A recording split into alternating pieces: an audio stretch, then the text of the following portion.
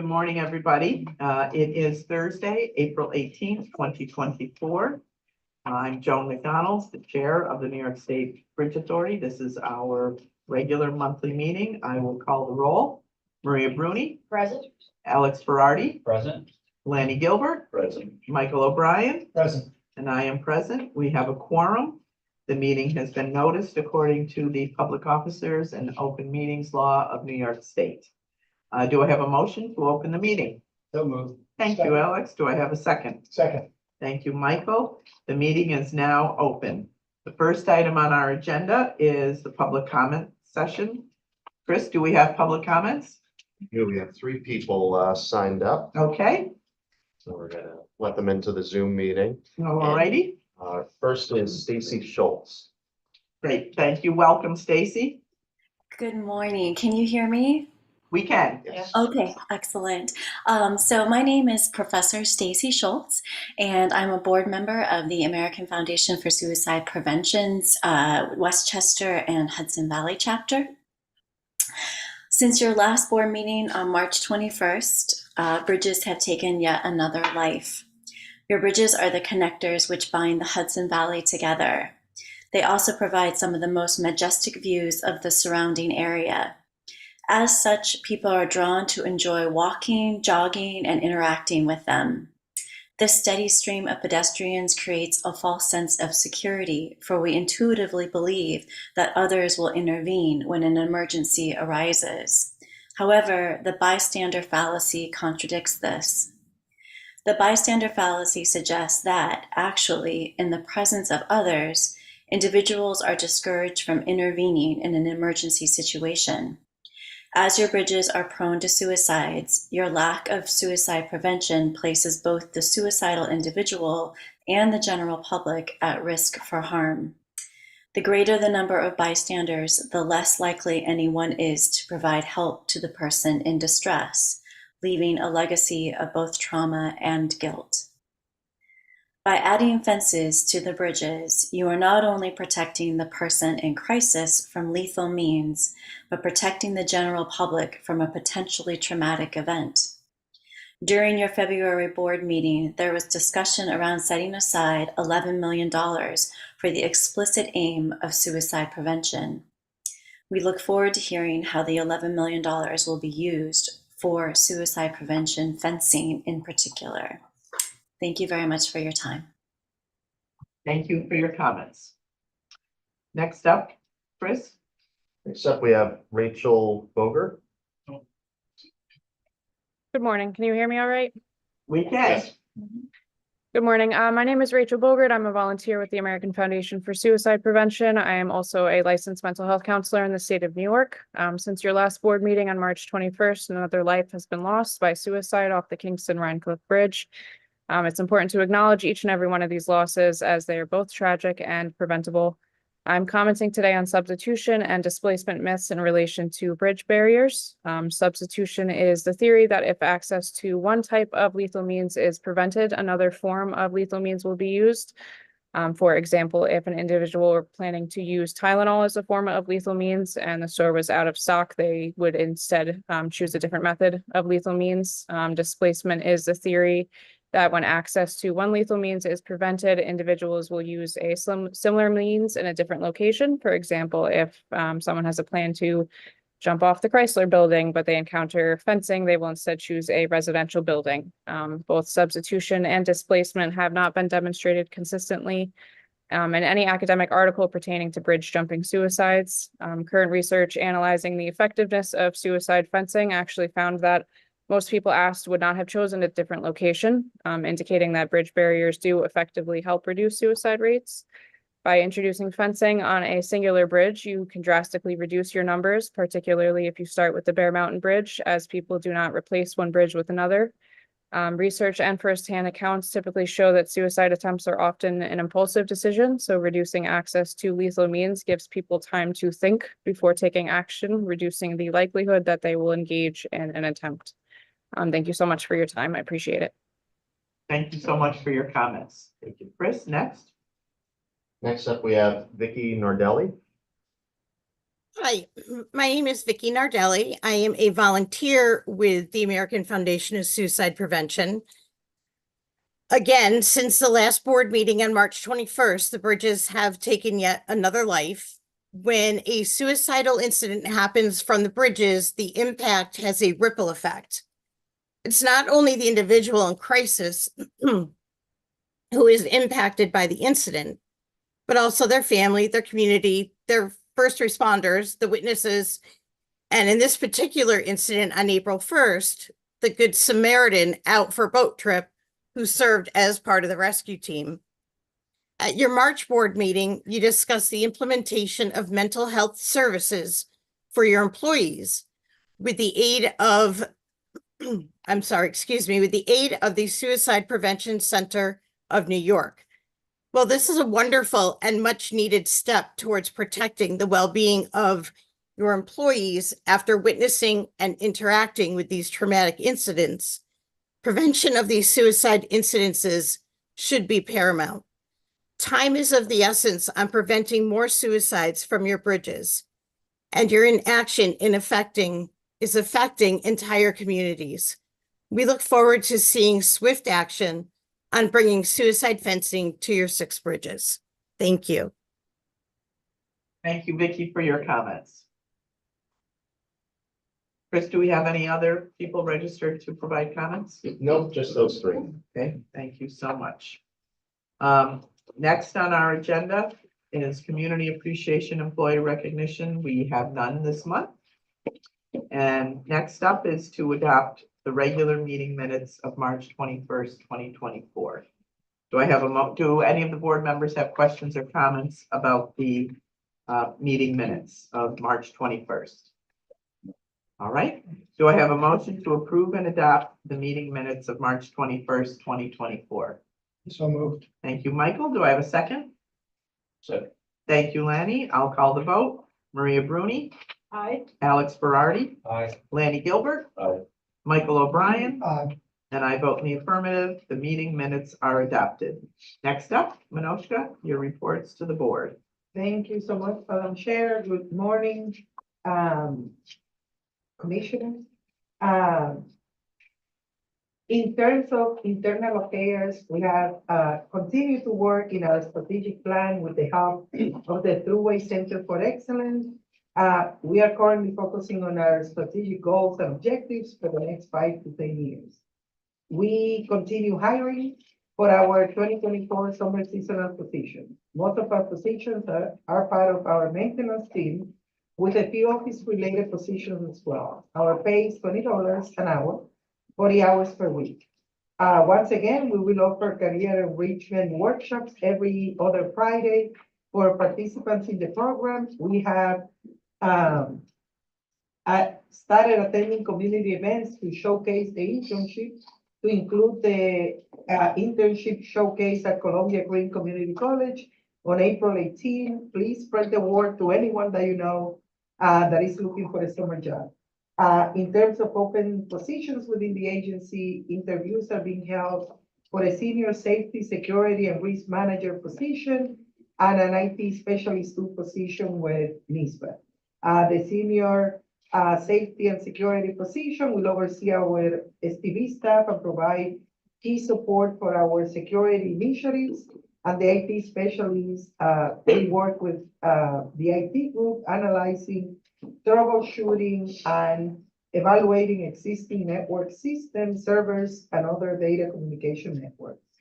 In terms of traveling, I have approved travel on February 28 and 29 for Lauren Melendez to attend the Incident Command System for executives and senior officials, which is a mandatory training per the 2023 Emergency Management Operation Protocol. Danielle Mas on April 22nd will be attending the Coast Guard Sector New York Change Command.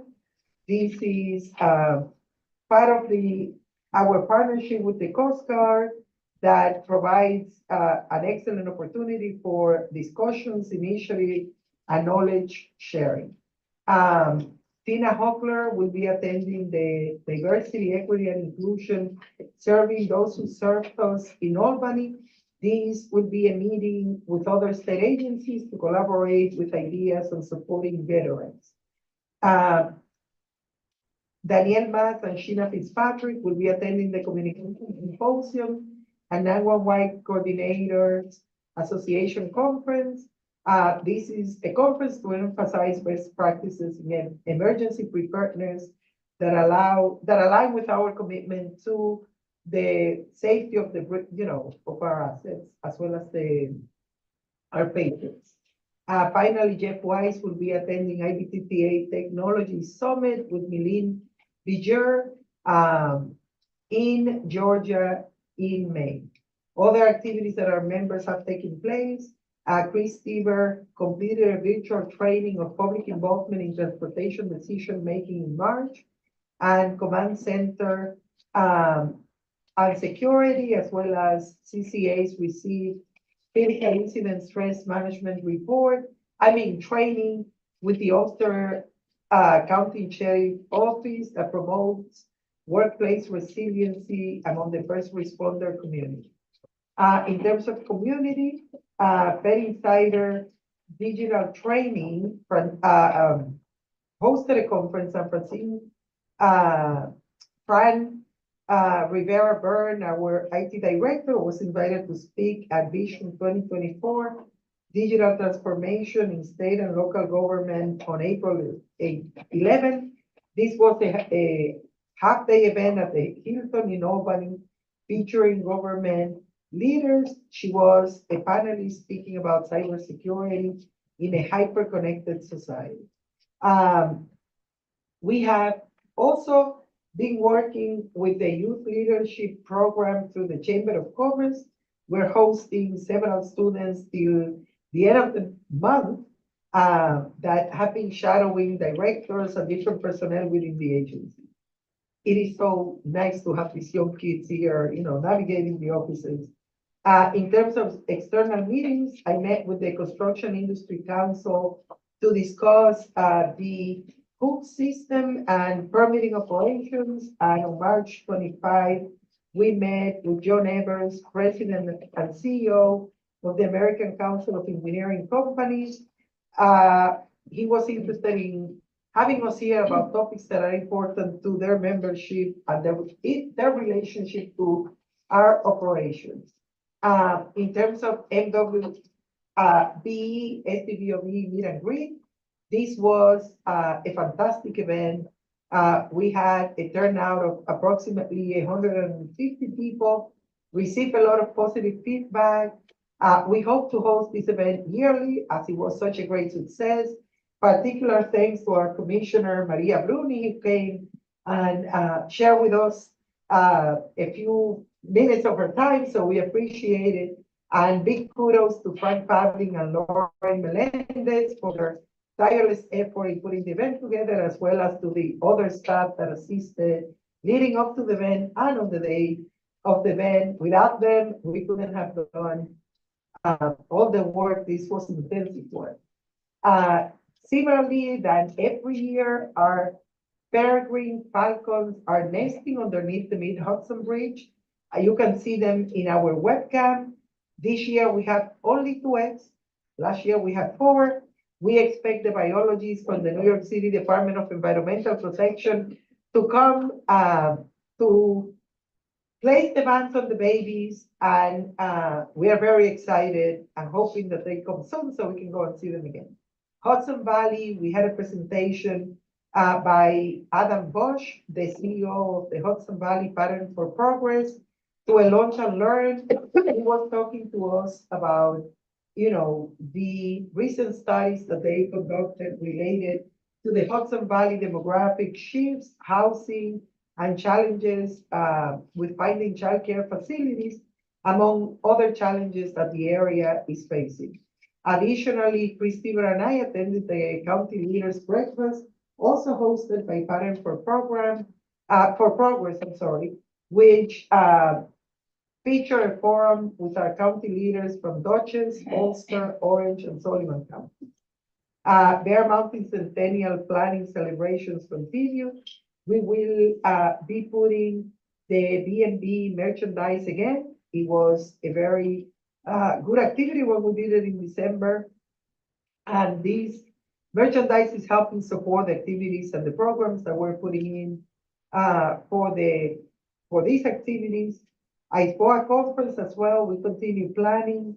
The conference is almost complete. We have a lot of engineering sponsors, so we are very excited for their support. In terms of contracts, I put forward an HR consultant job that Brian, in place of Tina, that is on vacation, will be presenting. In terms of finance, in March, we had 5.1 million vehicle crossings. This was higher than 2023 by 143,000 vehicles. The Easy Pass utilization for those vehicles was 2.26 million or 88.75%. The traffic consisted of 2 million Easy Pass type reads and another 0.27 million of plate image readers. The traffic was also distributed between 94% passenger and approximately 6% commercial vehicles. In terms of revenue for the month of February, we had 5.9 million, of which 88% was Easy Pass utilization, 5% tolls by mail, 6% fines and fees, and 1% overweight fees. In terms of activity report, I don't have anything to report, but this month we have a report by our partner HBVH, and Chris Stieber will be presenting. Okay. Kathy Burke, the director of Public Bridges of the Hudson Valley, has submitted her quarterly report for the first quarter of 2024. Some of the highlights include continuing work related to the Bear Mountain Bridge Centennial, in particular the documentary. Also archival research and outreach related to the historical archives for the Bear Mountain Bridge. Kathy has also been working on the NYSBA, the conference happening this October, specifically related to the STEM Day. The focus is to provide pathways from STEM education to STEM careers that will include many types of engineering and skilled labor. Class trips to the Bear Mountain Bridge are beginning to book for the spring. And looking ahead, the Skywalk Arts Festival will be returning on Saturday, September 21st from 10 a.m. to 4 p.m. on the grounds of the Rip Van Winkle Bridge. So be sure to mark your calendars for that. And looking forward to the next quarter, work will continue on the documentary. They've hired an editor for the film and an expert animator, and hope to hire a recognizable voice actor to narrate the film. And they should have a finalized STEM program for the ISPOA conference. Full details are in the report. All right, thank you. Before we go on to the next item, I do want to recognize Manoshka for being one of the 100 city and state leaders in construction that was announced on April 1st of this year. So I think it was a great honor for both you personally and for the Bridge Authority to be honored. One of 100. Great. All right, next up, administration, Frank, the Bridge Authority headquarters and MHB facility cleaning renewal. Thank you, Madam Chair. In May of 2022, the board approved a contract with Scrub Masters Plus Corporation for the cleaning services at the Mid-Hudson Bridge campus, including headquarters. In that contract, there were the initial year of 3 additional 1-year terms. Scrub Masters continues to do a very good, reliable service for us. They are a certified MBE. I asked the board to approve the second 1-year renewal period for that contract in an unequivocal amount of $43,980. Questions, comments from the board members? All right, do I have a motion to approve and adopt the resolution? So moved. Thank you, Lanny. Do I have a second? Second. Thank you, Maria. I'll call the vote. Maria Bruni, Aye. Alex Berardi, Aye. Lanny Gilbert, Aye. Michael O'Brien, Aye. and I vote in the affirmative. The resolution is approved and adopted. Jeff Wright, Engineering and Maintenance, the first quarter accident report. Thank you, Madam Chair, and good morning, everyone.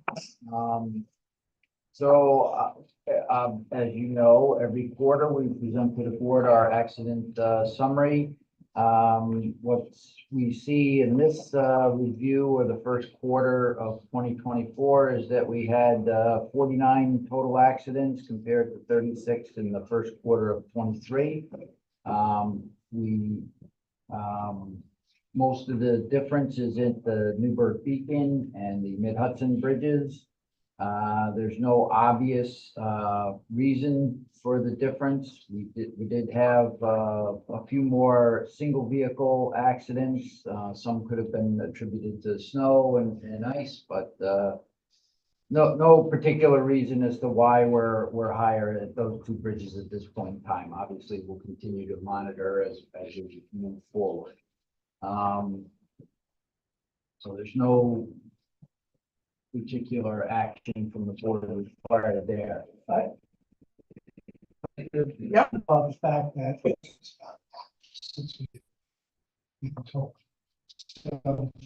That, bears noting. It's all relative. Yep, There's room for improvement, that but- is one of that is exactly right. Thank you, Michael. So that is one of the true benefits of AEP. All right, next up, Jeff, is the bridge inspections after our earthquake a few weeks ago. Did everybody feel it? Yeah. I felt the aftershock. Oh, you didn't feel the I did, original? I did the original. Oh, I felt both. So as you know, we had a 4.8 magnitude earthquake that was had an epicenter in north central New Jersey. So immediately after that, we had our maintenance forces and ourselves go perform visual inspections at all our bridges. We looked for unusual movement of expansion joints, settlement, and any cracks of foundations and any cracking and movement in the suspension bridge anchorages. There was no detrimental effects detected to any of our bridges due to the earthquake. We also performed follow-up inspections after the aftershocks, although and didn't find anything of interest. But just to note that not everyone's aware, the difference in whole numbers in the Richter scale is about like the difference from a 4.8 to a 3.8 would be about 30 times the amount of energy released. So there's quite a difference between just a single value on the Richter scale. So, but we made out fine. Nothing of concern. Good. Thank you for the update. Next up is our Jobs in Progress monthly report. Right, so the contractor's been working down at the Bear Mountain Tower Painting Project. There's barriers that are in the road now to delineate the work zone where he's got equipment behind. They will be installing scaffoldings shortly. And then at the Mid-Hudson Bridge East Approach Rehab Design, which is underway, they'll be coming out shortly to do inspections for the design. And then at the Kingston Girder Span de-letting project, that's going to really get going May 6th. We had a pre-construction meeting yesterday to get them started. And then we've got the walkway over the Hudson Steel repairs continued. Questions, comments from the board members? All right, do I have a motion to approve and adopt the resolutions? So moved. Thank you, Michael. Do I have a second? Second. Thank you, Lanny. I'll call the vote. Maria Bruni, Aye. Alex Berardi, Aye. Lanny Gilbert, Aye. Michael O'Brien, Aye. and I vote in the affirmative. The monthly report is approved and adopted. Next up, financial, Brian, the monthly investment report. Thank you. Good morning. The monthly investment report reflects 7 investments that were all routine Balancing in the maintenance reserve fund available for capital program spending is $104,635,000. Again, that's really targeted toward the redecking of the Bear Mountain Bridge and some projects at the Hudson Bridge that are already in motion. Interest income and yield is sitting up at $470,000 through February. It's slightly up, but obviously down in terms of dollars because there are fewer days in February than there are in January. Nothing else to really know. Questions, comments from the board? Do I have a motion to approve and adopt the resolution? So moved. Thank you, Alex. Do I have a second? Second. Thank you, Lanny. I'll call the vote. Maria Bruni, Aye. Alex Berardi, Aye. Lanny Gilbert, Aye. Michael O'Brien, Aye. and I vote in the affirmative. The monthly investment report is approved and adopted. The accident review committee report, Brian?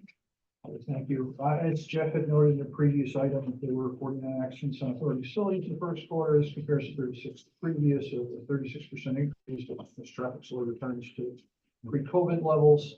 Jeff had indicated there was no obvious single item that we could identify contributing to the increase. Overall, we had one accident involving authority personnel. The results of the accident review committee's review appear in the memo. There were no injuries involving the accident. This action's for information purposes only, no action. Great, thank you. Next up, human resources, which Brian's gonna cover, of the occupational health services agreement renewal. Good, thank you. The 2022 contract awards for occupational health services at the workplace at Mid-Hudson Regional Hospital, Westchester Medical Center, located in Poughkeepsie. Contract agreement issued in 22 provided for 3 additional 1-year renewals after the expiration first. I would like to execute the second of the 3-year renewals effective May 1st. Basically, we asked for a not to exceed of $45,000 so far. Last year, we only spent about $28,000. This contract was let before we reorganized with the reduction of staffing with toll collection. We're still under contract to do the $45,000, but it's almost like a time and materials. When we go out next time, we'll probably pull it down a little bit. But we won't pay the full amount. Great. Questions, comments from the board? Do I have a motion to approve and adopt the resolution? So moved. Thank you, Maria. Do I have a second? Second. Thank you, Alex. I'll call the vote. Maria Bruni, Aye. Alex Berardi, Aye. Lanny Gilbert, Aye. Michael O'Brien, Aye. and I vote in the affirmative. The resolution has been adopted. Next up, the HR consultants. Okay, so we, being a small authority, we really only have 2 people in the HR payroll group. One of them will be leaving on an extended personal leave, and the authority is seeking a temporary individual to go and support the authorities or that employee's job tasks while they're away. We went out to OGS. OGS provided a statewide contract or a state contract through Ethan Allen Personnel Group, who we interviewed a specific candidate. And we're looking to bring this person on at a rate of $45 an hour, beginning May 1st and running through January 31st, 2025, and we expect that employee to return. Questions, comments from the board? Do I have a motion to approve and adopt? So moved. Thank you, Michael. Do I have a second? Second. All right, I'll call the vote. Maria Bruni, Aye. Alex Berardi, Aye. Lanny Gilbert, Aye. Michael O'Brien, Aye. and I vote in the affirmative. The resolution is approved and adopted. Next up, IT Francine, system-wide server replacement. Good morning. At the March 21st board meeting, we approved this procurement to Derive Technology. Since the award, they have informed us that they are not able to supply the product as requested through the RFQ process. So consequently, we are recommending that the board approve the next lowest bidder through the New York State OGS contract. That next lowest bidder was, it's the ag buy contract, sorry. Oh, no, this was an RFQ. I'm mixing up the two. Zones LLC from Seattle, Washington supplied us with the lowest price quote of $82,288.21. All right. Do I have any questions, comments from the board? No, but I would point out that the previous contract was 86, so this is actually the savings. All right. Thank you, Michael, for bringing that to our attention. Yeehaw. Why was it we didn't do that the first time? NWB status. Ah. Previous. Do I have a motion to approve and adopt the resolution? So moved. Thank you, Michael. Do I have a second? Second. Thank you, Alex. I'll call the vote. Maria Bruni, Aye. Alex Berardi, Aye. Lanny Gilbert, Aye. Michael O'Brien, Aye. and I vote in the affirmative. The resolution is approved and adopted. Next up, PC replacement. So just like the server that we purchase on an annual basis, we do have a replacement program for our PCs and laptops. This year, we are scheduled to replace 15 laptops and 6 desktops. All machines are being replaced in accordance to our replacement cycle and come with a 5-year warranty. Through the New York State OGS Ag Buy, we received a quote from HP for a total cost of $25,831.17, and this is identified in our capital improvement program. All right, questions, comments from the board? All right, do I have a motion to approve and adopt the resolution? Thank you, Maria. Do I have a second? Second. Thank you, Lanny. I'll call the vote. Maria Bruni, Aye. Alex Berardi, Aye. Lanny Gilbert, Aye. Michael O'Brien, Aye. and I vote in the affirmative. The resolution is approved and adopted. Next up, we have nothing in bridge operations, but in the command center, we have James Cotter for Danielle. The operations, safety and security dashboard presentation. All right, James. We are going to share. Yeah. This. For this one. And James, I'm going to minimize.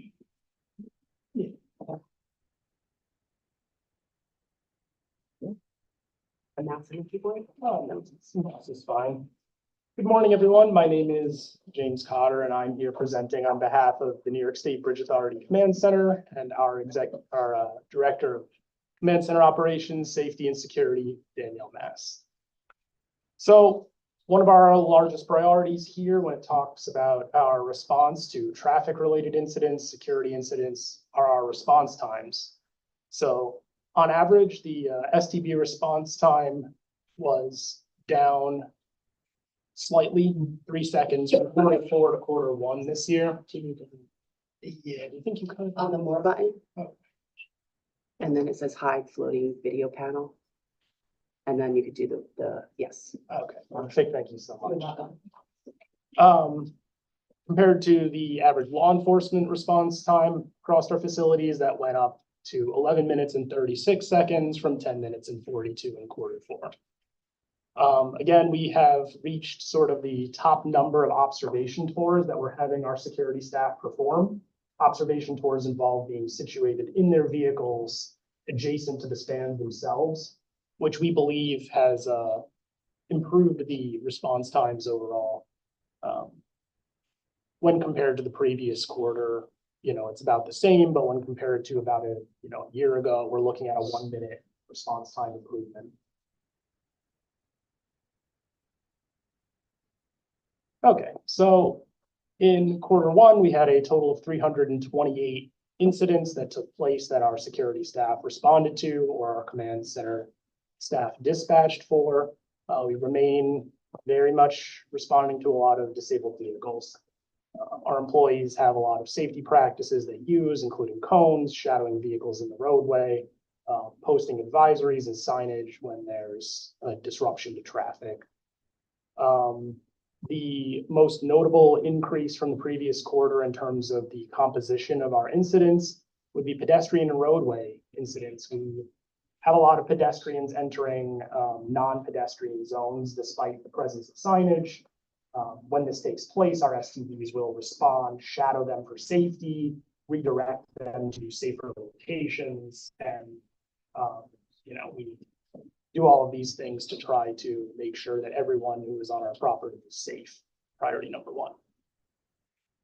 1. So when we look at our total incidents by facility compared to the traffic, you can see that the Mid-Hudson Bridge represents a sort of disproportionate number of incidents relative to its traffic volumes, shown by the black dot that's lower in the bar compared to the most of the other dots that are either near the top or slightly above the bar. So when you look at the actual traffic totals, Mid-Hudson had the most incidents per crossing at 34 per million crossings.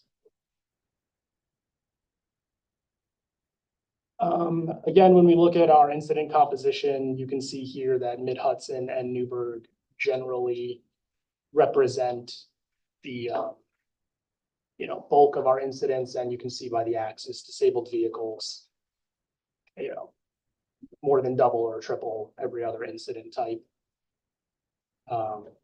In Q1, we had the 2 reportable suicides at the Bear Mountain Bridge. And lastly, talking about those pedestrians and roadway, the bulk of them occur at the Mid-Hudson Bridge, where we have the entire west end of our property here is considered a non-pedestrian zone. That's because there is no safe outlet on the south side of our property to the actual bridge itself, as the south sidewalk is a closed maintenance area.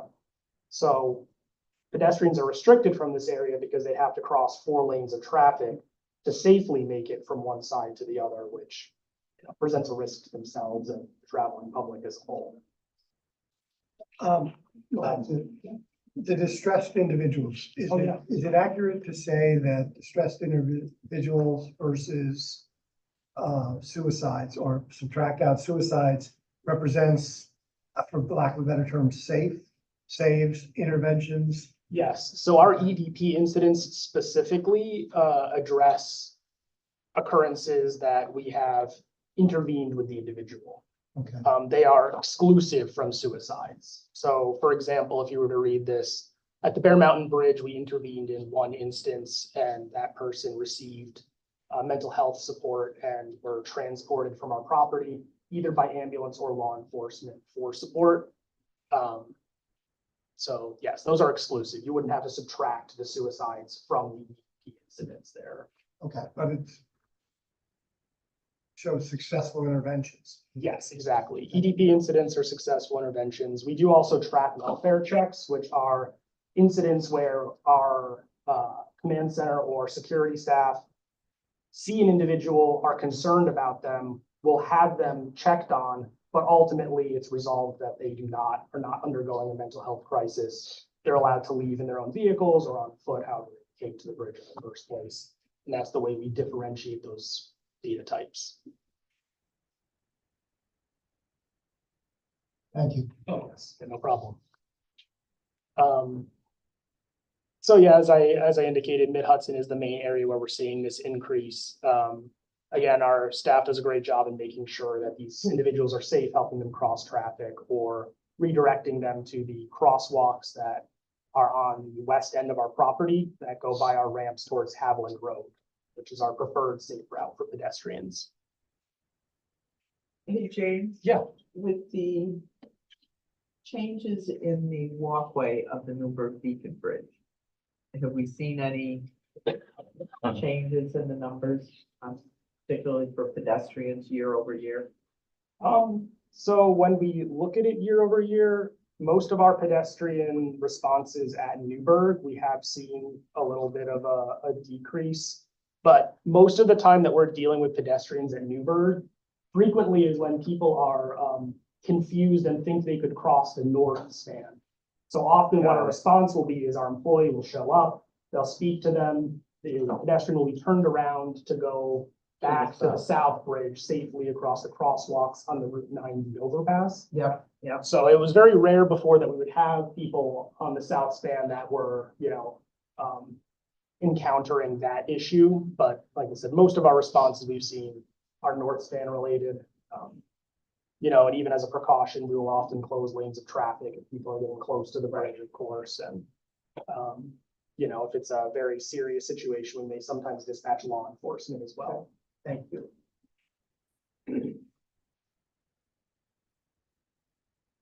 So when we look at our quarterly comparison of accidents here in the command center, you can see that from Q4 2023 to Q1 2024, we saw a pretty significant decline in accidents. Almost all of that was seen at the Mid-Hudson Bridge specifically.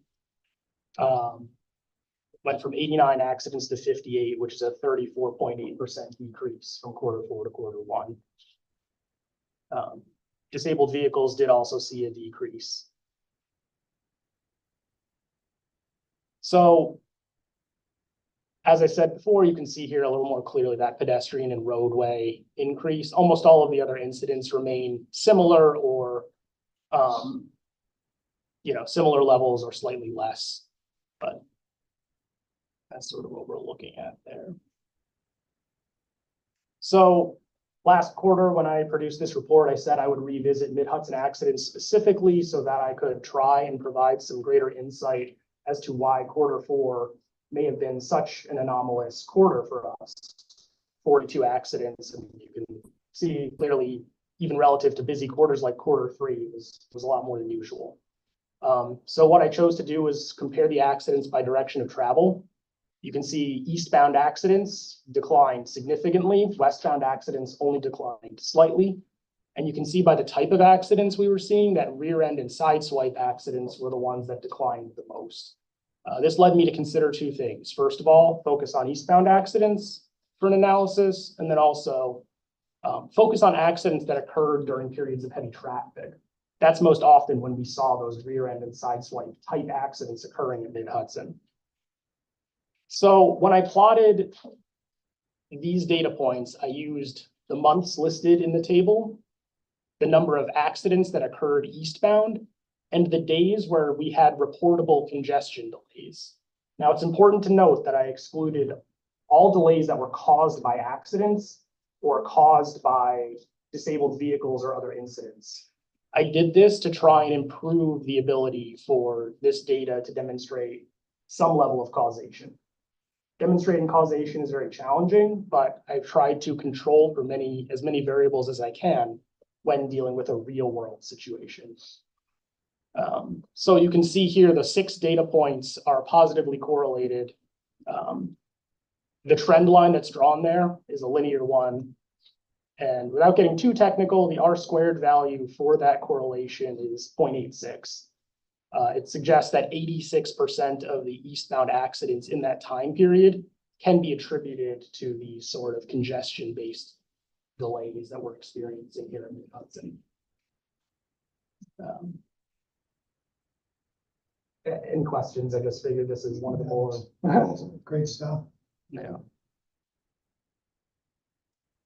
So moving on, now we can talk about our operations. Our STB operations continue to look pretty similarly. There was a little bit of an uptick in observation tours as those have now been fully adopted this quarter. Our staffing levels are very similar to previous quarters with a little bit of an improvement in full staffing at RIP and Kingston relative to the previous quarter. As always, our B bridges, Mid-Hudson and Newburgh are always staffed with 1 or 2 employees. Moving forward, it will now always be staffed with 2 employees unless maintenance is present to assist.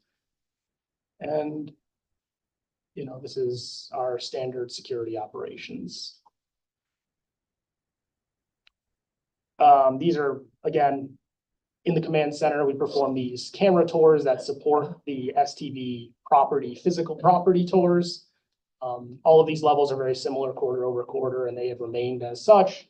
You can see that at least 98 to 99% of tours are completed. Sometimes they are canceled if you're dealing with a major incident. When we look at shift, again, the breakdown is similar to previous quarters. The afternoons from 2 p.m. to 10 p.m. remain the highest, followed by the morning shift, 6 a.m. to 2 p.m. And fewest incidents occur overnight, 10 p.m. to 6 a.m., which again supports NYSBA staff decisions. Lastly, when we look at our different resources that we have for our incident detection, CityLog continues to notify us to the most incidents, followed by our command center staff and our on-property security staff. Specifically, CityLog is the top performer, getting over half of all accidents being the first way we are notified of those situations. Could you remind me what emergency means? Does that mean police, fire? Yes. Okay. So in those, that's police, that's emergency dispatch, that could be fire, any sort of non-NYSBA emergency response that might notify us. Thanks.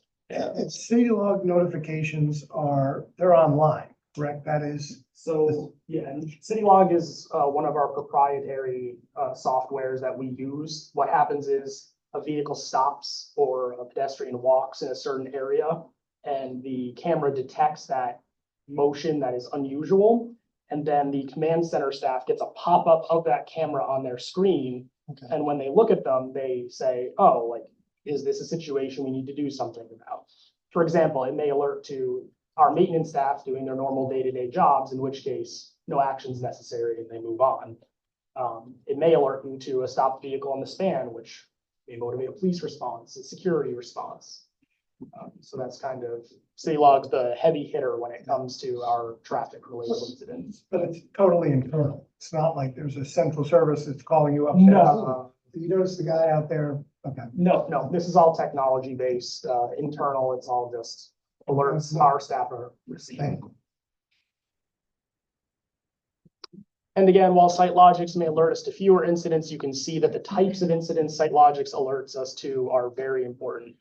Trespassers, suspicious activity, EDPs, suicides and welfare checks, all of these things, you can see SiteLogix represents 60% or 91% in the previous quarter for those types of incidents. And that's everything. Any questions? I have one question in terms of just and dealing with the world we're living in right now. I've noticed that there were a number of protests on other bridges, well, one, and notably the Golden Gate Bridge in San Francisco. Is there any kind of training that's going to be instituted, or can we look into any kind of training dealing with those kind of potential issues? That's definitely an area I am very interested in bringing up to Danielle, as she's someone who can coordinate with state agencies and various resources to improve our training in those situations. I can speak from experience in the past. When we get advanced information that there may be a protest, we will often sort of, in a fashion similar to the National Incident Management System wins, we sort of activate, we will coordinate with law enforcement. We may have law enforcement present in our command center to monitor situations. So really, I would say with protests, our biggest advantage is some advanced information that it may be happening. So again, we can monitor and we can make sure everyone's safe. That's our biggest. We forms that people begin to be able to have events in our facilities. And normally they will register, and then we know to have extra security that day. But in that particular day, they just came in, stopped their vehicle. Right. And what was done was basically within seconds, Danielle called, CCAs called the police. Danielle notified me, we notified Chamber, and basically, police came, and in the news, we learned that they arrested.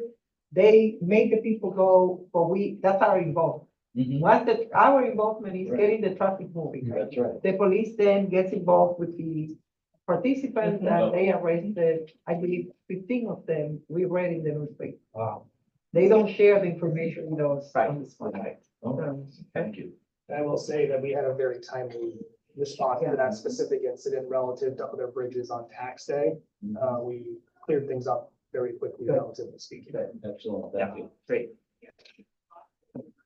All right, thank you, James. Next up, electronic tolling and toll audit, Jeff Weiss. First up is our tolling update and status report. Sure. This report.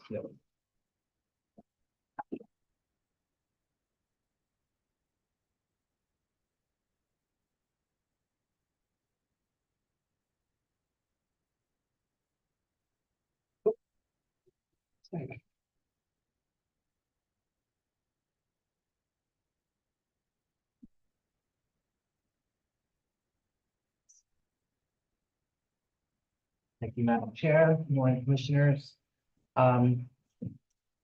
This is what I think will be biannual report on AT program status. I would like to say I'm I'm excited to do this morning because today marks 1 year since my first board meeting with Story. Just gonna ask that. So Frank has informed me that I no longer can continue to claim, sorry, I'm still new. So bad for me, good for me as well. Clear winner. Okay, so this report is really reporting on the last 12 months. And over the last 12 months, we have collected revenue from 92, almost 93% of all transactions detected in the roadway. These were transactions that were paid and expected to be paid within the about 120 days being recorded. The 120 days is our, we have Easy Pass, which is paid pretty much immediately, and then we have our tolls by mail, which take, sometimes they take up to that 120 days. Breaking that down, we have Easy Pass, as I just mentioned, these are the majority of our transactions, obviously 88%. These also, this 88% also includes what we talked about the last time, which are iTolls, image-based transactions that resolve through an Easy Pass account. These do post at the higher rate. Those interested. We just call those priority. We won't touch that. Moving on, our tolls by mail breakdown. This is sort of the overview. I'll get into some detail in a moment. These are all the transactions, 11%, almost 12% of our transactions over the last 12 months were tolls by mail customers. Okay, so to get into a little more detail on where these are coming from and what's happening. We've got a 0.8%, 0.88% of our tolls by mail that have basically been, they've been rejected, right? We cannot pursue them due to either no license plate could be identified or no valid address could be found for those license plates. That is down from 1.1% the last time I reported this, about a little less than a year ago.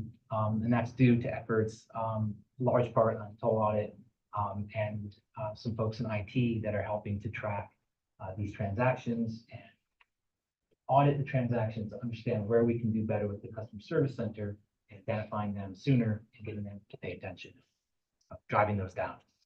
About almost 6.5% are open. Each one of these will be broken down further in just a moment, but these are open transactions for which an invoice can be generated, but the customer has not paid yet. So that's the 90-day window that I spoke of. And last, we've got 4.3%, almost 4.4 transactions for which an invoice was generated, delivered to a customer, and the customer has paid within the 90 days. Are these numbers pretty consistent, like throughway? Yes, and yeah, what we're seeing is pretty consistent across the board. What about the NTA? Different environment. Is that still kind of same kind of? They have a higher, they report to have a higher Easy Pass percentage, but we're all living that life of tolls by mail. And that's across the country, really, with numbers being relatively the same in terms of having to, it's one of the costs of AET is to have to then chase that money around and mail invoices and drive collection. Okay, so we're going to start with the rejects. This is broken down into, I mean, really, our rejects, our uncollectible rate, it's pretty good. If you had to spin it in a good way, we're not doing too bad. 0.88%, that's mostly image rejects. We discussed the image rejects before. We've got no plate being the biggest portion of those. And I'll talk in a minute about some efforts we're going to be trying to kick off in the next couple of months, certainly by the end of the summer, of how we can try to narrow in and focus on mitigating that problem. We've got DMV rejects, which we spoke about, issues with the DMV, addresses at the DMV, and then system issues, which are very, very small. And that number will change over time because system issues pop up, they're addressed, fixed, and that'll be able to go up and down. Okay, our open breakdown. I'm going to start from the bottom. Okay, our unbilled, that's basically this is right up to about a week ago, okay, these numbers. So over the last 12 months. So that's really about our 30-day people travel, They accumulate the transactions and invoice goes out in the 30-day mark. So those are unbilled, not in a bad way. They just haven't been billed yet on invoice. They will be in a rolling 30-day period. So if we ran this next month, that number would be different. Toll bill 2, toll bill 1, these are percentages for statuses of people who have those in their hands. Someone hasn't paid their first toll bill, they get their second toll bill. Then they move on to violations. That's starting to creep up. This is all pretty standard. It moves through the path. We're hoping to get more people, obviously, to pay, and we want to drive toll bill 1 as high as we possibly can. Now, the most interesting piece here is collections. Almost half of our open has, in the last 12 months, has moved from toll bill 1 to toll bill 2 to violation to collections, meaning they haven't paid any of those toll bills and has moved to moved into collection status. Okay. Now our paid is pretty good, right? We've got almost 3.5% of people paying on toll bill 1, toll bill 2, and then we have our violation invoice creeping up there. This last piece here, collections, STVA, short-term video account. These are people who sign up, they were traveling, they sign up for a couple of days, and that's that. They pay pretty much right up front, and we get that money. But it's small, that's very small for us, probably bigger and for the MTA. Sorry to take us all down this rabbit hole, but why do they call them video accounts? It's based on taking a video, it's an image of your license plate. Ah, okay, You sign up, it's a license plate account okay, thank you. for a small period of time. Okay, so what are we doing about all these numbers? How are we enforcing collections? Collections update. I spoke to the board previously about where we are with collections. Basically, placements will be occurring today and tomorrow. All of our outstanding debt is being placed with our collection agency. As you recall, we've been going through a test period of placing about our top 1,000 accounts, running through those, exercising their efforts in their system to see how we're making out. Once we place all of that in the next 2 weeks, we'll be establishing basically a mailing strategy. There's a lot of transactions being placed, so a lot of accounts. So as we develop how we're going to stagger these letters, so it'll be over a month period of time when people start to receive these letters. Largely, that's due to not impacting our call center negatively and having a million more people call our customer service center and have them overwhelmed.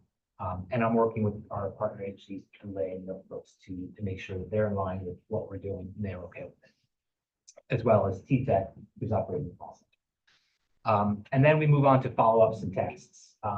Once letters go out, about 60 days later, no payment has been made, no contact has been made with the collection agency. They sent a second letter, and in between that time, about 35 days in, they started sending text messages or emails.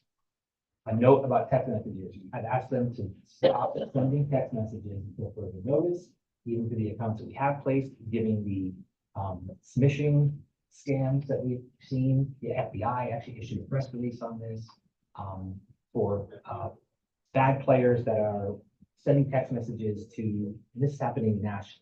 People in Pennsylvania are seeing it, homeowners are seeing it in Colorado. So In our name, there is people who are receiving text, it's not coming from us. it's not coming from us. We have a message on our EasyPass website, we have a message on our Toll Bill Mail website, and this week we approved a spoken message on the IVR. So when people call in, immediately they hear someone telling them, if you EasyPass and Toll Bill Mail will never solicit any of this type of information.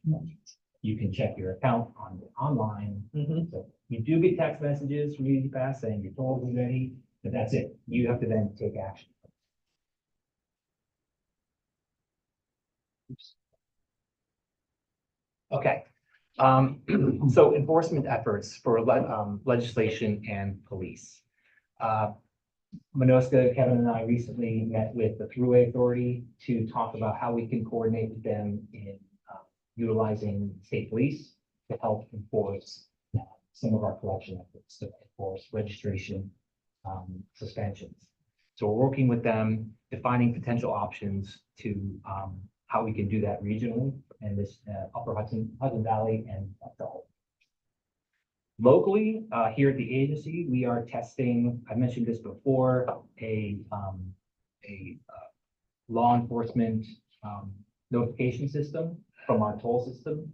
But we're actually looking at utilizing a separate system outside of our toll system, which basically consists of cameras that will do the same thing. We can feed that system plates of interest, people who have been suspended, their registrations have been suspended, and we will get alerts when they pass through our facility. And once we're set up to establish frequency patterns, then we can work with police to hopefully work with us to pull them over. The last time you talked about, you're trying to get the speed faster, right? Or between the alert. Yes, and that's from that was our toll system. Yeah. But we're still trying to do that for things like Amber Alerts and Okay. other type of alerts for law enforcement. It's not pretty much instant. You're not gonna be able to. It's not helping when it's 10 minutes later. Yeah. Right, especially for something like an Amber Alert. So we want that to work. We also want it to work for our toll collection efforts. But for enforcement purposes, we don't want to mix law enforcement and the toll system. Yep. So we're going to utilize different cameras that are not part of our toll system to put that in place. Kevin is involved with us and working on this. We're working with Chamber and the legislature on our laws, and that's my last column here. What are the potential timeframes, fines? What can we do within the law? What are we doing to update the legislation that's underway right now to help the agents, all New York agencies across the state have teeth in our enforcement? And right now you can suspend registration, right? And you're working on the integration and then reaching out to Massachusetts too, right? Yeah, it's my next slide. Sorry. It's okay. So. Don't leave. Just because of that, you don't get it. Okay. So, yes, the answer to your question is yes.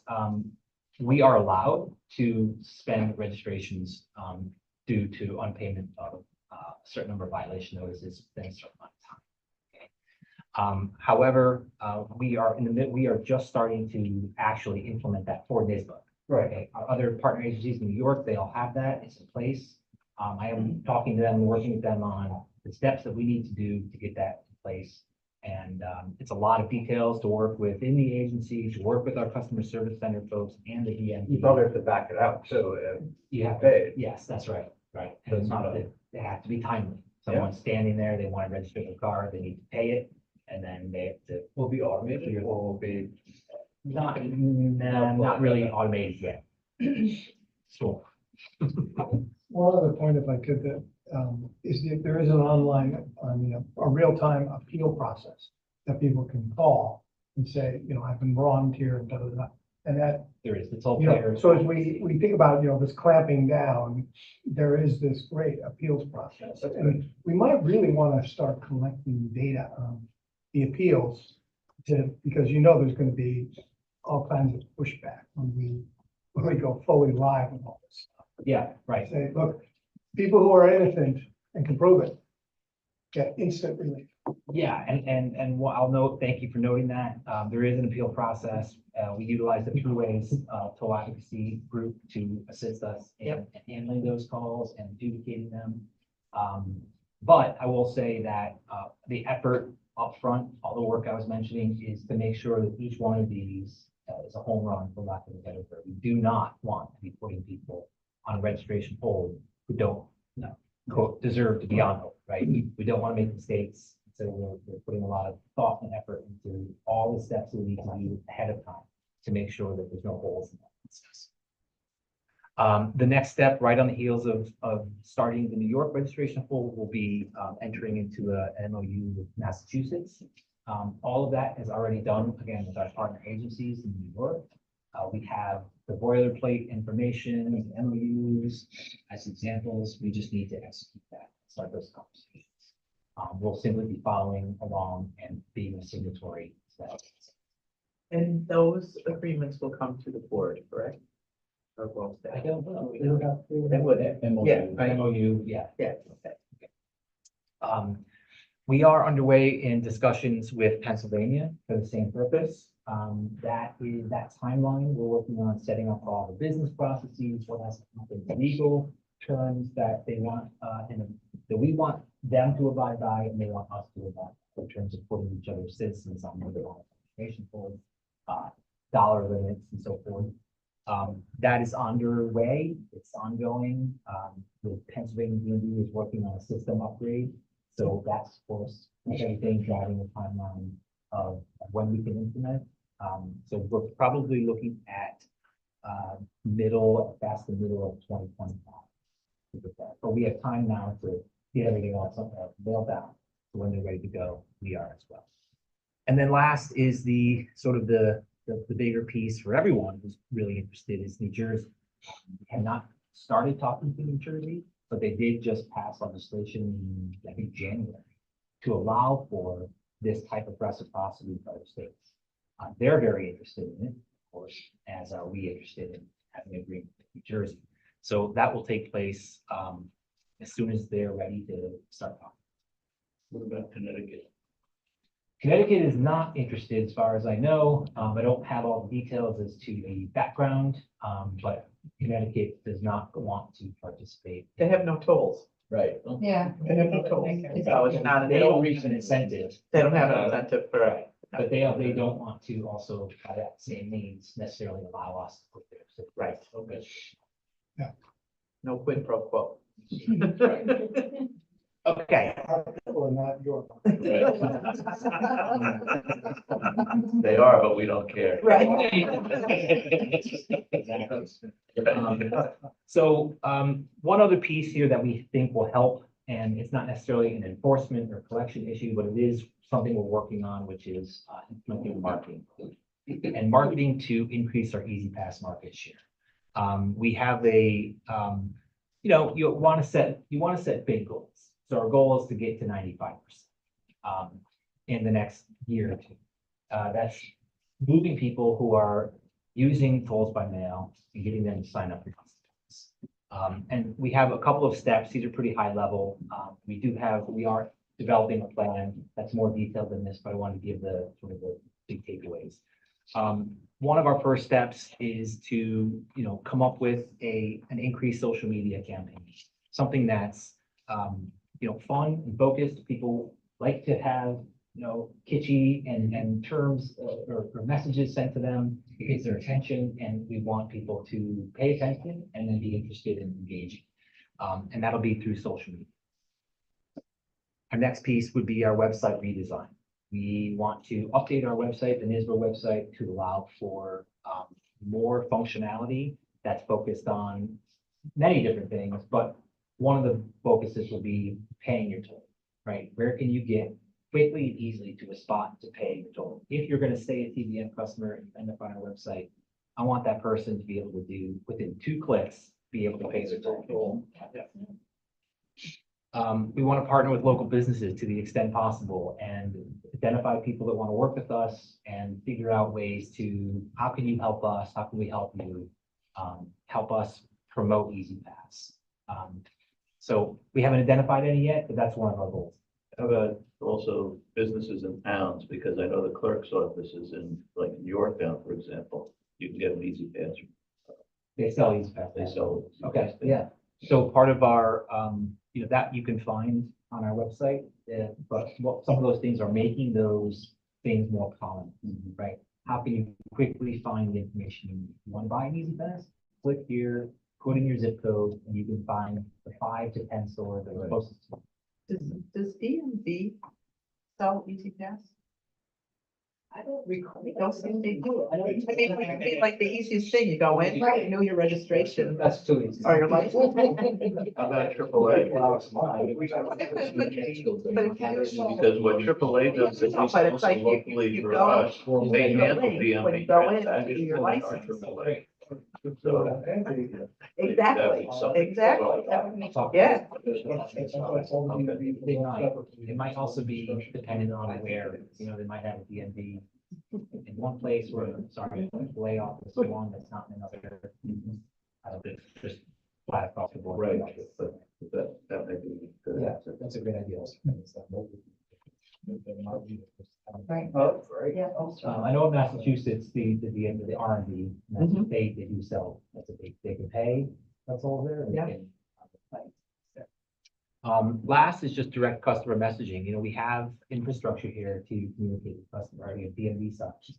And that kind of leaks into some of the messaging we're gonna develop for our social media campaigns, but taking the Hudson, for example, you drive down the approach, there's a giant EMS sign, and we can come up with messaging like, you know, did you pay with Easy? If you didn't pay with Easy Pass, you just paid too much. One of the, big driver for those types of messaging is to develop, look into who's paying, how many people are paying with toll time?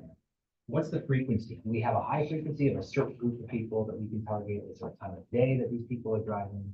And we want to let them know that it'll be better for them. to Some get of them Easy might Pass. not even know. They might not. Right.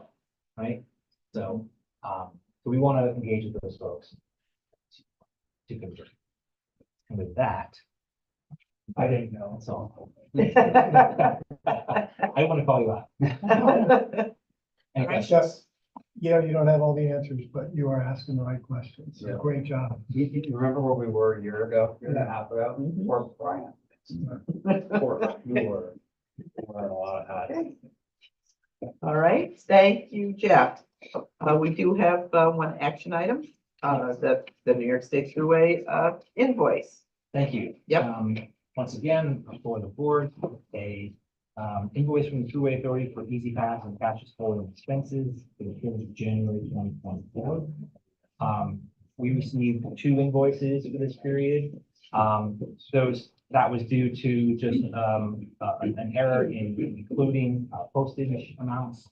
We reviewed the invoice, we noticed it, we communicated that to the Thruway. So we're whole and what we are due to pay them in the amount of $737,385.40. The breakdown is in the packet. We are seeking proof to pay the invoice. Do the board members have any questions or comments? All right, do I have a motion to approve and adopt the resolution? So moved. Thank you, Michael. Do I have a second? Second. Thank you, Lanny. I'll call the vote. Maria Bruni. Aye. Alex Berardi. Lanny Gilbert. Aye. Michael O'Brien. Aye. And I vote in the affirmative. The resolution is approved and adopted. We have no media and public information. And we have now our third presentation to the board on the Mid-Hudson Bridge dehumidification. Presentation by Majesty and Masters. Masters, you want to tee it up? Jeff, right? Yeah, so we're looking into, doing, well, we put in for a grant to do dehumidification on the Mid-Hudson Bridge main cables. The idea is that if you can dehumidify and keep the humidity within the main cables at 40% or less, we won't get continued corrosion. But I'll let Majesty Masters do their thing. All right, great. Okay. I'll set up here, if that's all right. Okay. So my name is Blaise Blayback. This is Lex Wardenberg. We're with Majesty Masters. For those that may not know, Majesty Masters, we are a bridge engineering firm. We've been around for 130 years. We've been the New York State Bridge Authority's general consultant for over 50 years. I work in the Poughkeepsie, New York office, right down the road. I've worked on all the NYSBA bridges. I tend to specialize in suspension bridges, so I've worked very closely on Mid-Hudson and Bear Mountain with internal investigations and those things. Cable dehumidification is a relatively new technology. So there's about 6 projects that have been completed in the United States. There's been some more overseas. But it really is the state of the art, if you will, on bridge preservation, suspension bridge preservation, like you have for the Mid-Hudson and the Bear Mountain Bridge. And so, you know, the reason that we're here is because of this RAISE grant that was recently put in, and we helped assist NYSBA in putting that together. So we know that the RAISE grant was applied last year as well, and we got some feedback, and they said that we were very close. So we addressed those issues and put in for it again this year. So we think that that the Bridge Authority is really well positioned to receive that grant. So this because of that, I kind of wanted to build on that momentum and maybe explain a little bit about what dehumidification is. We went through that process, but Medeski kind of filled out that part of the technical content, if you will, of the raised grant. So I thought it might be of interest to the board to learn a little bit about it. And what we're going to try to focus on, Lex is going to walk through kind of the nuts and bolts of really what dehumidification is. But I think the main thing is that it brings benefits to NYSBA. Cable dehumidification is the best technology that we have to preserve the longevity of your suspension bridges. NYSBA has really been on the forefront, I would say, of other preservation methods. We've tried things like oiling. We've opened up all these cables. We've done invasive things, but really those can slow things down. Dehumidification has the potential to arrest corrosion, stop it by keeping those humidity levels down. Lex is going to talk about that. The other benefit, in addition to preservation, is it reduces the frequency of inspections. So we have to, in order to see and look inside the cable, in order to understand the conditions of the cable, you have to open it up. And that's an invasive process. You have to unwrap, you have to drive wedges. We're still going to have to do that, but we don't have to do it as frequently. And that is a very costly process to do that inspection, because a contractor has to get up on the very top of that cable, working over traffic, et cetera. So being able to reduce the frequency of those inspections is another benefit of dehumidification. So with that, I'll turn it over to Lex. I guess, where's our clicker? Yeah. Would it be better for us to stand by the TV? Yeah. See it how it's Sure. done? Yeah. As long as that doesn't mess up the people viewing or relevant.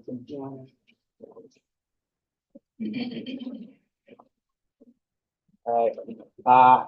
As Blake said, my name is Alexander Wardenberg, but it's too many A's. My friends just call me Lex. Also getting the Lex haircut too. And also I love technology. I think that'll shine through. I've been an HVAC mechanical engineer at NYSBA Masters for 13 going on 14 years, where I've been involved in numerous dehumidification projects, everything from design, construction support, inspection, and peer review. And that has been in Anchorage, Tower Top, and cable dehumidification projects. I get asked all the time, which one's my favorite? How do you pick favorites? Well, it's the one that you like the most, the Mid-Hudson Bridge. I was involved in inspection of the the East Anchorage dehumidification system and the East Tower Top dehumidification system. And we upgraded the East Anchorage dehumidification system and did a rehab on the Tower Top. That is a dehumidification unit. Intimidating looking, but I'll break it down a little bit later. To understand what the benefits of cable dehumidification are, we have to talk a little bit about what are some of the traditional protection methods. And you guys are implementing pretty traditional methods, the whole gamut of them. You gotta understand these cables are made up of little individual wires all bundled together, and they're cylindrical. And you can't pack cylindrical objects perfectly. There are little voids around every little wire. And those voids are pockets that can collect humidity and sometimes water. So to protect the wires, they are galvanized, and then to keep the water and humidity out, the cable assembly is coated in a red lead. As inspections happen, that red lead is removed and then is replaced with a new zinc paste. And then that cable assembly is wrapped with a wire and then painted. And it's not just residential paint. This is top of the line, watertight paint. Okay. So with all of that protection methods, you would think the cables would be perfectly, maybe 99% watertight. Well, that ends up being the case. They are 99% watertight, but that 1% that's of the cable that's not watertight ends up letting water in, and then the water has nowhere to go and it can collect. So at best, we find that there's still humidity in the cables, and that humidity is allowing the cables to corrode. At worst, the protection system is actually holding the water against the cables. So now we know why traditional methods can fail. And also, one of the scariest things about it is you don't know if you are on the best side of the scale or if your cables are currently being saturated with water. So why cable dehumidification? Corrosion requires three things: iron, oxygen, and water. Remove any of those from the equation and you stop rust. Can't remove the iron. Oxygen makes up 1/5 of the air you breathe, and it's hard to process. Water, on the other hand, is only 0.3 to 3%, and the whole reason there's a big range there is because it just naturally precipitates out of the air. It's very easy to remove. Some of you may have dehumidifiers in your own homes. Well, how effective is removing the water? Several studies have been done and they've created similar graphs to this one. They find that above 60% relative humidity, corrosion accelerates. Between 40 and 60, slow. Below 40%, it's effectively halted. Well, that seems very promising. I'm sold. But how do you actually do it? How do you surround every single wire with dehumidified air? First, let's talk about how you remove the water from the air and make dry air. The units used on your bridge and on cable dehumidification systems work a little differently than the ones you have in your home. They use a desiccant, like those little bags of things that come in your food that say don't eat, or they come in your shoes. Those desiccants absorb water. So if you take a straw and you line the inside with a desiccant, if you blow air through that straw, the air coming out the other side will be very dry. That desiccant will become saturated, but you can actually remove the water from that desiccant by blowing very hot air through the straw. So if you take a cylinder and you pack it with all these straws and you blow hot air through the top, and then you rotate the cylinder around and then blow the air you want to dry through the bottom, you're able to have a process that continuously removes moisture from your process air, and it dumps it into your reactivation airstream. And then you dump that wet air to the outside. And for thermodynamic reasons, it works best if you recirculate that air through the dehumidifier several times. And then you have a blower that will blow that air to where you want it. There are two main plant designs. One where you have a big room and you dehumidify the entire room. But a new up and coming one is a plenum plant that has just a simple duct that comes right off the output of the dehumidifier and goes right back to the input. The blower takes the air out of the output, and then makeup air is introduced right at the input, and that allows it to recirculate through several times. It takes up less space, easier to fit in different places, less capital investment, kind of a more elegant design. It's just a newer design. So then you take that dry air and you inject it into the cable. Cables are too long to inject the air into one side and let it blow out the other. So you'll inject it and then let it exhaust at intermediate locations. Well, how does the air travel through the cable? Those voids that were troublesome before end up being the savior. They provide the methods for blowing air through the cable. These voids travel longitudinally through the cable. They act like little ducts that carry this dehumidified air along the length of the cable. To help the air get into the middle of the cable, to reach all the voids, we'll drive wedges into the cable, just like you do during inspections. And then you put a shroud around it and blow air into that cable at 3,000 pascals, 3 kilopascals. Big number, but it's basically just enough to inflate a party balloon and not enough to blow the sealants off of the cable. And then you have at other locations your exhaust sleeves, which basically work the exact same way as the injection sleeves. I will note, you see cables here in this box. Those are a bunch of sensors, and that's the exciting part we'll talk about a little bit later. And then to make the whole thing even more effective, traditionally they're wrapped in a proprietary cable guard. There are alternatives. There are other elastomeric wraps, plastic cable coverings, and S-wire has been used. With this cable guard is most common. And it's overlapped 3 times with the joints under tension and then heated to bond, and it becomes very, very air and watertight. So what are the results? Since everybody's doing this, we have a lot of data. We know how this typically works out. And we also have a lot of data on every single one of them because all of those sensors I mentioned, they're monitoring the temperature, the relative humidity, the flow rate, and the pressure at every single injection sleeve and at every single exhaust sleeve. And they're also monitoring the relative, the ambient temperature, relative humidity, wind speed, and pressure. And with all that data, we're going to show you one of the things that was measured, the relative humidity at the exhaust sleeve. Typically looks like this over time. Right at the beginning, it's a little unnerving because the humidity coming out of the exhaust sleeve doesn't drop. It stays up there around 90%. On your nails, what's going on? Well, that's because there's actual puddles in the cable, and that air can only ever get to about 100% relative humidity. That's saturated. And the air coming out of the exhaust remains saturated until all those puddles dry up. And then once that happens, the relative humidity of the exhaust drops very quickly to the desired relative humidity set point, typically 40%. And that drying phase takes 6 to 12 months, depending on how many how short the blowing length is. The longer the blowing length, the longer the drying phase can take. And once it reaches your target, you enter the preservation phase. You can leave the system running the same as though it's in the drying phase, but Majeski Masters has developed a method we call throttled exhaust. It is based off of principles of HVAC engineering.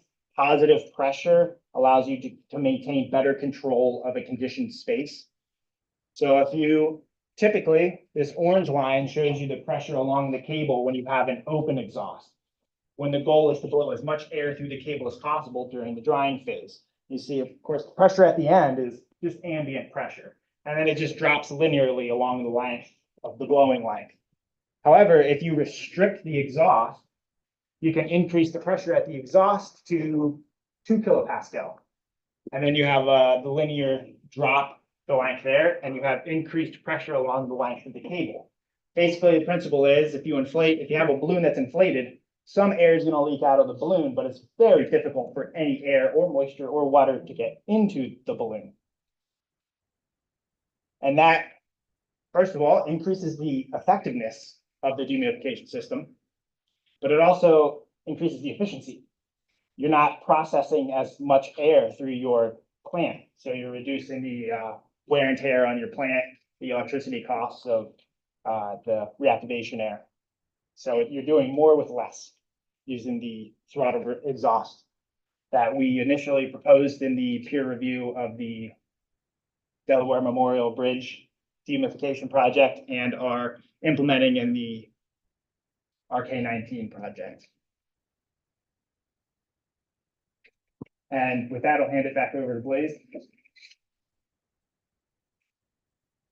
All right, thanks, Lex. So I mentioned that another benefit of dehumidification is being able to increase the interval between your cable inspections. Majeski Masters was selected to run an NCHRP project recently. It was 12-115. Jeff actually attended the workshop that we had in DC a couple of years ago to go through those guidelines, along with a number of other suspension bridge owners were there. Essentially, this guideline outlines procedures for inspecting and analyzing main cables.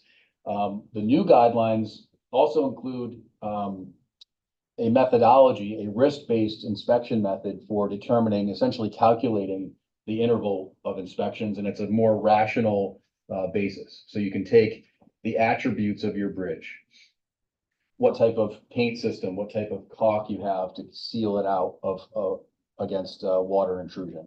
And so one of the things that is also included in there is if you have a dehumidification system. The benefit, as Lex was talking about, of a dehumidification system is that you can monitor it to know that it works. So it's an active system and you can see the results. If you have a system that is working and it is functional, you can take that into account as an attribute and help extend your interval, thus reducing some of your future maintenance costs. So that is another benefit. Oops.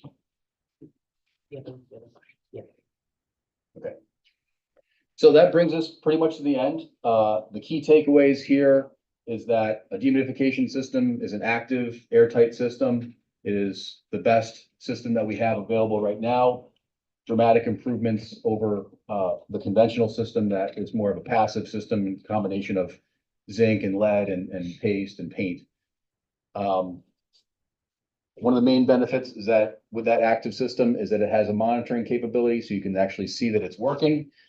You can maintain a positive pressure, this back pressure, to also adjust to make sure that it's keeping water out, not just drying out air or water that's in there. Oops, excuse me. And shoot, how do we get back?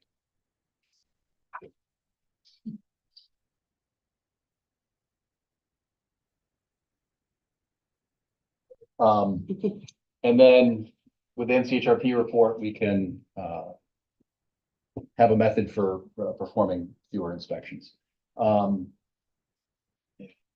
And that's, at that point, we can open it up to questions. Yes, Mike. So ringer question, but what it does to the longevity of the bridge. Yeah. Was missing or the years. Come on, guys. It's the big buildup. So I was mentioning that it's a relatively new technology. So we don't have case histories. The longest system that's been in place has been about 25 years. So we don't have enough case history to say, oh yeah, it extends it by X amount. So far, no bridge with cable dehumidification system has had to be decommissioned. Yeah, that's right. But there's enough evidence that by driving down that humidity level and keeping that steel dried out, that will extend the life of that. Now, the reason that you still have to inspect it is because you can't reverse the corrosion process. Any steel that has been corroded is still going to be corroded, and you're going to have to continue your inspections to assess that. But it is decades, right? Oh, it's definitely decades. Yeah. Yeah. So, absolutely. which then raises the issue that we all know that our beloved Mid-Hudson Bridge is one of the big traffic snarls in the valley today, let alone if we preserve it for another 30, 40 years, what's it gonna look like then? That's the only question. Pardon? Yes. We're all conservative. So, I'll check in on it then. so it's like. Public See, transportation. one of the things is this is all statistics, right? I mean, we don't know exactly how long the bridge is gonna go from now on. Right. We open up cables and we're only able to look at what percent of the wires, 2%. right? So we're basing corrosion, based on 2% of the wires that are out there, Yeah. And so This will help you sleep. I mean, you still don't know what all the wires are about, you've got good statistics to go by. But you can't say, yeah, we're gonna extend the bridge life 50 years, or it's gonna be exactly so many more years later. It's. Right. That's practice. I have one question. You say that it extends the inspection Yes. from, we do it how often now, and the extension will be to when? So right now, we've gotten to about 8 years or so, and even that, just kind of a judgment call as we've adjusted based on the inspections that have been performed, and you see how things are changing, and we've kind of extended that interval. So it was about 5 years, and we've managed to push it to about 8. Again, you would have to use this method that would have to be fine-tuned for your bridge, but I would say you would roughly double that. And it's gonna make inspections more difficult because of what it looks like after that's on. It's not necessarily more difficult. You would have to remove that wrapping that you would install, but that's not any more cumbersome than what we have to do now. It's still an invasive process to inspect them. We have a Yes. wrapping wire right now that is similar ideas to the neoprene wrapping or whatever that we have. Was wire wrapping we already had. No. It would, yeah, the cable guard, yes, you would take both off, yeah. The neoprene, the cable guard, I mean, that can just be cut. It's essentially a rubber material. The steel has to be, cut. But it can be easily applied. In other words, you can wrap one panel at a time. You don't have to do the entire bridge. You can inspect one panel. But every time you do a inspection, it's very invasive. I mean, you're pounding wedges and you could be breaking wires as you're doing that also, right? So the less you have to do that, the better too. We actually also provided some guidance on performing inspection. In that NCHRP document I mentioned, we have some guidance on how you, if you have a dehumidification system, what do you do with it when you're doing inspections? And essentially you can keep it running because you have these input ports and exhaust ports. So the system outside of those panels is still going to be functioning. You don't have to turn the whole system off and it's still going to be working. And of course, if you do the inspections, you have to make sure you're not getting water back in. You have to wrap things up when you're not out there working, things of that nature. So a bridge of this length, how many injection points would you need? Typically, it would be 5 to 7 ports per cable. Yeah, it comes down a lot to the condition that the cable is in. That determines how much resistance there is for the flow through the cable, and that goes into determining how long the blowing length should be. Part of a project is to perform what they call a flow test, and that determines your port spacing. So that will be built into the project that, you know, if you get the raise grant successfully, that'll be one of the preliminary steps to perform that flow test and help design that system. Generally, how much time does it take from that? You say that, you know, you start blowing it through and it keeps that air until all the water is gone. Right. How long is that process, generally? About 6 months to a year. Yeah. Now, the bridge that has had the system, the dehumidification system in place the longest, actually had it as part of its original construction. So it never had that drying out phase. Yeah. That's in Japan. And one of the things with our bridges, we have been injecting oil and things in, so that kind of, you know, gums up the work somewhat, but similar bridges have already had dehumidification done to them and it's able to function. Yeah, the New York City bridges have done flow tests on previously oiled cables and they've shown that it can work. Yeah. Just one quick question. You talked about having a lot of sensors like mounted onto the bridges. Right. Are they like lightning resistant generally, like it would fail in situations like that? Everything's grounded and everything would be, yeah, definitely robust enough to be in that exposed Yeah. situation. Good question. Yeah. Right. Do we know, right? Okay. August is when we expect to hear from Right. our application. Please give the feedback. I just want to thank Dr. Tara for letting me be part of this and seeing what great work Majeski and Masters did. And these guys were phenomenal. Yeah. I will also say during the Christmas meetings, you were the only ones who appeared to be like ready to go. One last quick stat from this study that I thought was really interesting was talking to the regional emergency responders and getting the data on the number of ambulances that cross the Mid-Hudson Bridge every day. And these guys had the data and analysis and all this stuff. They've done their own studies that said if there was any obstruction in the bridge, and the bridge had to be shut down for a day, 5 people more a day would die on this side of the river because they couldn't get to the trial center last. 5 lives a day, middle. So does the bridge matter? Yeah. But yeah. All right, thank you so much.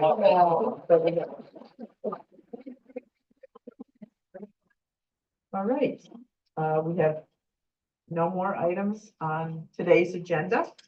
Our next meeting is scheduled for May 16th, which is both our regular monthly meeting and our annual meeting. So we will see everyone then. Do I have a motion to adjourn today's meeting?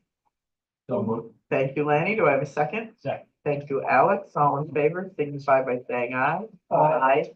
All right, today's meeting is adjourned. Thank you, everybody. Good meeting.